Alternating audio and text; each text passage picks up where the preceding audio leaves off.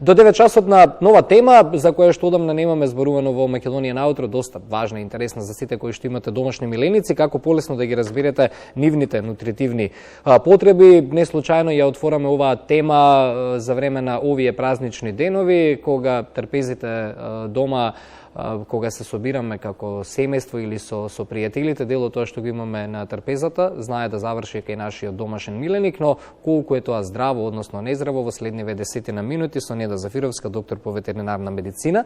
Добро утро и добре ни дојде во Македонија наутро. Добро утро, како си?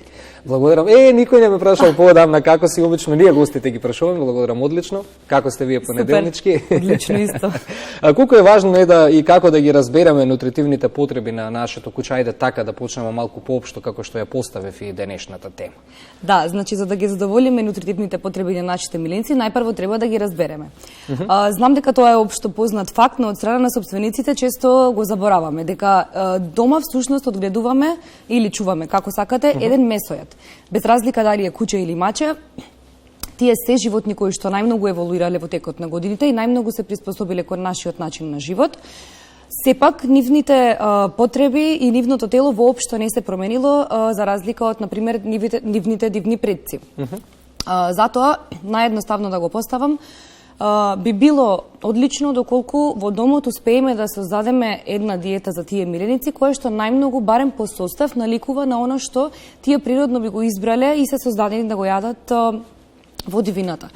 Сега нивниот плен е најмногу составен од вода, како и секој друг жив организам, многу протеини и малку масти, бидејќи дивите животни немаат проблем со гојазност и со дебелење, немаме дебели зајчиња или срни. Тоа е нешто што тие би требало природно да го јадат.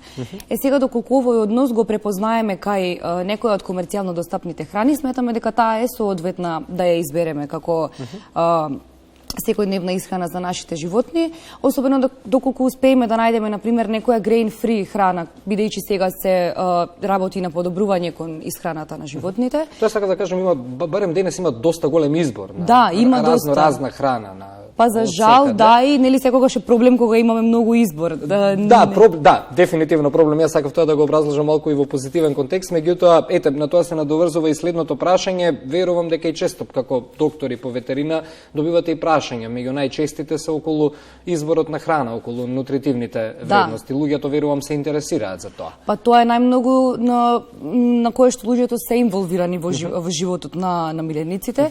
И, например, често во однос на она што го кажав, добиваме прашања дали е, например, соодветно милениците да се хранат со живо месо, бидејќи тоа соодветствува со тоа што го кажав претходно. Но моментално не го охрабрувам затоа што сметам дека луѓето не се доволно свесни за проблемите кои што можат да се јават од термички недоволно обработено месо, и тоа е одлука на која што сериозно треба да се посвети еден собственик, па моментално е подобро да ја избегнеме, бидејќи не можеме да бидеме во сега моментов точно сигурни од каде ја добиваме тоа месо, од каде го добиваме, како е чувано, дома како го чуваме и слично. И секако во начинот на хранење понатаму. Постои еден мит, може би е вистина, кога го споминавме месото, расипаната храна. Еве, например, јас кога бев помал, тоа го знам некако од постарите, тоа останало некако.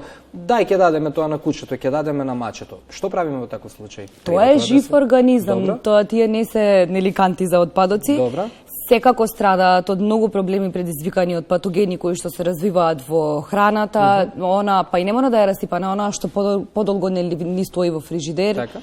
И секако проблемот за кај содавање на коски, тоа е. Сега, празниците да ги споменеме, тука сме трпезите, семејство, пријатели, се дава, не само коски. Се, значи дури коски од риба. Да. Што е доста ризично за животните. Што правиме со таа храна која што имаме на трпезите? Голем дел од луѓето од жал, нели? Знаат да продадат нешто, на миленикот. Што тука ги советувате? Да избегнуваат. Да, поради многу сол, комплетно да избегнуваат, поради тоа што нашата храна содржи многу состојки кои што се природни за нас, апсолутно неприродни, дури и токсични за милениците. Тие предизвикуваат проблеми и затоа празниците се едни од најфреквентните периоди во ветеринарните клиники и амбуланти и се среќаваме често со проблеми како гастритиси, ентеритиси, па дури може да доведе до панкреатит и проблеми со страни тела, како што спомна, нели, коски од риба и слично, поради што милениците завршуваат на итни хируршки интервенции, па често доколку не е забележано навремено, може да резултира и со смрт. Верувам дека при изборот на храна доста е важен и полот, расата, може би, не знам, тука ќе ме поправиш доколку грешам, годините, исто така, тука сето тоа треба да се земе во предвид. Треба да се адресира, и да се разбереме, че верувам грицки и храна, бидејќи многу собственици дел од грицките кои што ги даваат во текот на денот, тоа го сметаат за оброк. За оброк. Тоа е исто како и со децата, нели? Нормално грицките во никој случај не се оброк. Оброк е она што треба да го нахрани организмот, да го држи здрав, да го одржува и да помогне во негов правилен раст и развој.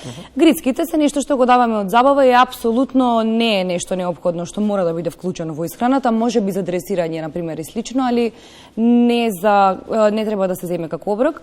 И се влијае, на пример, нели, како што кажа, пол, возраст, исто така дали миленикот е стерилизиран или не, но кога ќе се земе како една единка, миленикот е нешто што на секој миленик му треба храна која што е специјализирана само и одредено за него. Тоа е процес кој што долго трае да се направи една диета за која што е совршена за миленикот, за да се решат одредени проблеми во развојот, проблеми кои што се нели генетски или моментални заболувања, и тоа е долг процес од страна на ветеринарот и собственикот кој што треба да се реши и да биде едно константно решение за во текот на животот понатаму.